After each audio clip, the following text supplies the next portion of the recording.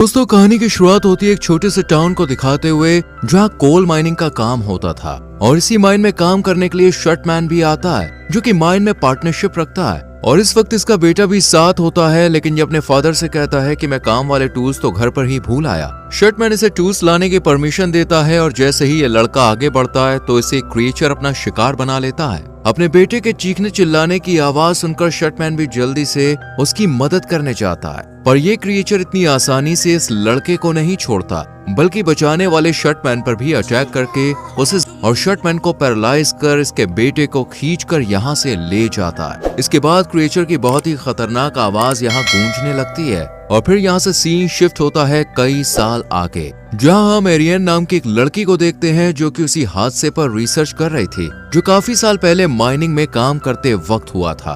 और इस इंसिडेंट में हजारों लोगों ने अपनी जान गंवाई थी, लेकिन ये हादसा कैसे और क्यों हुआ, इन सवालों के जवाब आज तक कोई नहीं ढूंढ पाया था। इस बड़े हादसे के बाद माइनिंग का काम बंद कर दिया गया था और अब तो इस जगह के बारे में मैप से भी जानकारी नहीं मिलती थी, क्योंकि ऐसा बताया जाता है कि इस हादसे में वहां की 70% आबादी मौत की आगोश में समा गई थी। एरियन इन सभी चीजों की बारीकी से इसलिए तहकीकात कर रही थी ताकि अपने ग्रुप के साथ जाकर माइन को दोबारा ढूंढ सके, उनके बारे में जानकारी जुटा सके। और ये एरियन का मकसद नहीं बल्कि उसका काम भी था जिसके लिए उसे हायर किया गया था। सभी इंफॉर्मेशन इकट्ठी होने के बाद एरियन अपने ग्रुप के साथ उन माइंस की तलाश में निकल पड़ती है, पर यह सफर बिल्कुल भी आसान नहीं होता। जैसे ये लोग आगे बढ़ते हैं इनके फोन के सिग्नल गायब हो जाते हैं। इनको माइंस की एग्जैक्ट लोकेशन नहीं पता थी, इसलिए एरियन एक दुकानदार से लोकेशन पूछने जाती है, पर ये शॉपकीपर कहता है कि यहाँ ऐसी कोई भी माइंस नहीं है।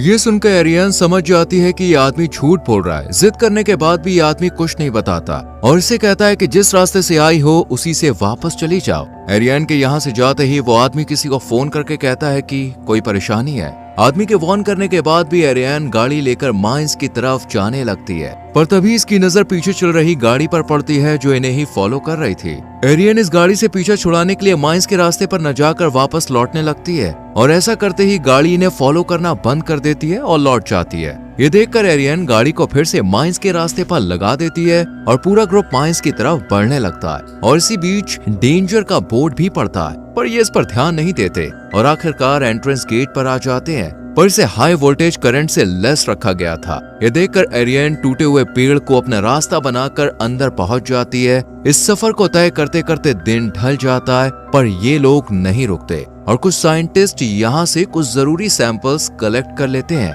और रात होने से पहले यहाँ रुकने के लिए कैंप लगा लेते हैं। और फिर सब लोग अचानक से गायब हुए सभी हिल्स को लेकर डिस्कशन करने लगते हैं। सभी साइंटिस्ट अपनी अपनी राय रखते हैं। किसी को हिल्स के गायब होने के पीछे टेक्टोनिक प्लेट्स लगती हैं, तो किसी को यूएस गवर्नमेंट का कोई अनसक्सेसफुल प्रोजेक्ट लगता है। इसी फेलियर की वजह से यहाँ की सभी जानकारी इंटरनेट से भी रिमूव कर दी गई थी और बहुत ही कम लोग इस जगह के बारे में जानते थे। हालांकि सब अपना अंदाजा लगाते हैं, पर श्योर कोई नहीं होता। इधर दूसरी तरफ एक लोकल आदमी जो माइंस के गेट्स की देखभाल करता था, उसे कुछ अजीब लगता है क्योंकि जो गेट की ग्रिल्स थी वो अंदर की तरफ मुड़ी हुई थी और ऐसा करना किसी जानवर के बस की बात नहीं थी। ये देखकर आदमी समझ जाता है कि किसी इंसान ने जरूर गेट को पार कर अंदर जाने की जरूरत दिखाई है। इसके बाद ये अपने साथी के साथ और भी कई क्लू तलाशने लगता है। इसी बीच इसका एक आदमी गेट के पास जाकर कुछ चेक कर ही रहा होता है, कितने में क्रिएचर गेट के उस पार से इस पर हमला कर इसे मौत के हवाले कर देता है। ये देखकर शर्टमैन काफी डर जाता है और अपने बाकी साथियों को ऑर्डर देता है कि जल्द से जल्द साइंटिस्ट को यहाँ से बाहर निकालो।